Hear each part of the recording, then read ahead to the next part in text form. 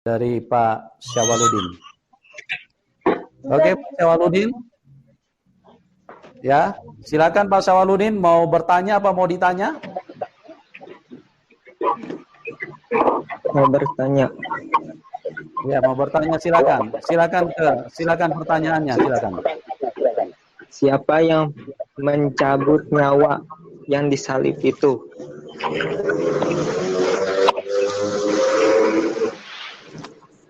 Ya. Halo? Halo? Halo? Halo. Ya, Pak Syawaludin bisa dengar ya?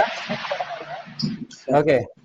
Sekarang saya kasih kesempatan untuk Pak Sian untuk menjawab. Siapa yang disalib itu?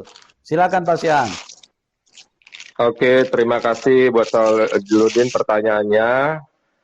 Yesus tidak bisa dicabut nyawanya, kecuali dia menyerahkan sendiri. Kalau dikatakan dia menyerahkan sendiri, apanya yang menyerahkan nyawa? Ya sudah tentu adalah manusianya. Kedagingannya menyerahkan nyawa. Bukan nyawa menyerahkan nyawa. Begitu ya. Jadi Yesus itu adalah dagingnya. Yesus pula adalah nyawanya.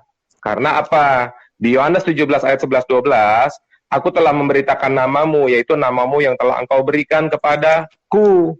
Jadi Bapa yang ada di sorga itu adalah Yesus itu sendiri. Oke, tapi untuk lebih enak saya kasih ayatnya, Yohanes 10 ayat 17 dan 18. Bapa mengasihi aku oleh karena aku memberikan nyawaku untuk menerimanya kembali.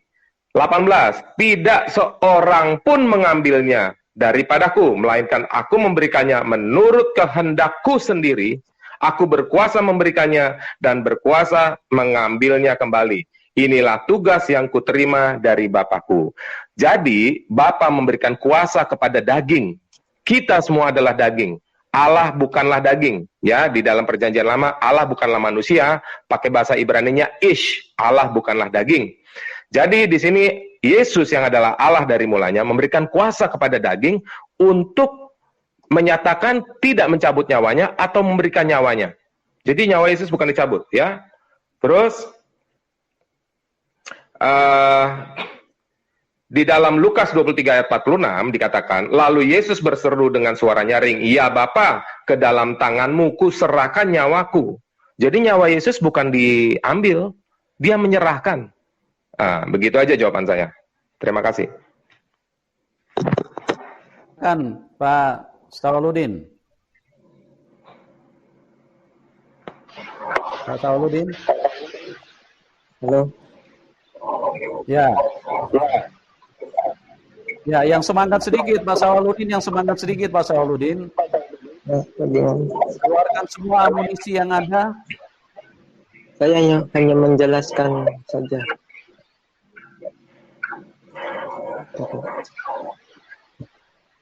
Dan dalam Al-Quran, dan orang-orang Yahudi berkata, Uzair putra Allah. Dan orang-orang Nasrani berkata, Al-Masih putra Allah. Itulah ucapan yang keluar dari mulut mereka. Mereka meniru ucapan orang-orang kafir yang terdahulu. Allah melaknat mereka bagaimana mereka sampai berpaling. Mereka menjadikan orang-orang alim Yahudi dan rahib-rahibnya Nasrani sebagai Tuhan selain Allah. Dan juga Al-Masih putra Maryam, padahal mereka hanya disuruh menyembah Tuhan yang Maha Esa. Tidak ada Tuhan selain Dia, Maha Suci Dia, apa yang mereka persekutukan. Mereka hendak memadamkan cahaya agama Allah dengan mulut ucapan-ucapan mereka, tetapi Allah menolaknya, malah berkehendak menyempurnakan cahayanya, walaupun orang-orang kafir itu tidak menyukai. Dialah yang telah mengutus Rasulnya dengan petunjuk Al-Quran dan agamanya yang benar untuk diunggulkan atas segala agama, walaupun orang-orang musyrik tidak menyukai. Dan janganlah kamu campur adukan kebenaran dengan kebatilan, dan janganlah kamu mensembunyikan kebenaran sedangkan kamu mengetahuinya.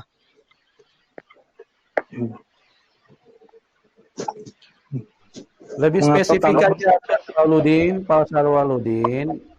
Pembahasan kita adalah apakah Isa itu diserupakan? Ya, lebih spesifik aja pembicaraannya. Jadi jangan terlalu jauh. Kita fokus ke situ aja, Pak Sarwaludin.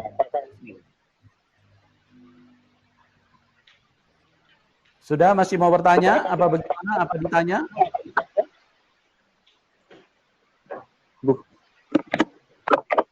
Kan Yesus kan manusia.